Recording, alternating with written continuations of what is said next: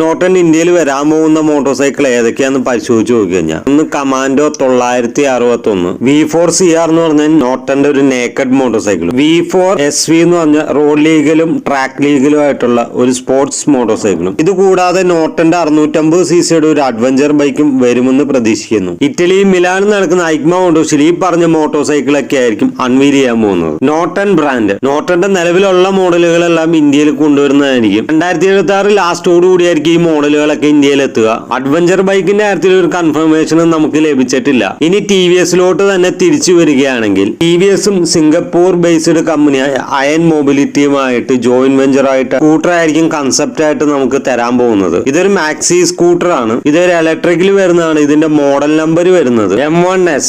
TVS ഇവിടെ showcase ചെയ്യാൻ പോകുന്നത് 6 ന്യൂ പ്രോഡക്ട്സ് ആണ്. നമുക്ക് നവംബർ 4 അറിയാൻ സാധിക്കുള്ളൂ TVS ഷോക്കേസ് ചെയ്യാൻ പോകുന്ന പ്രോഡക്ട്സ് എന്തൊക്കെയാണ്.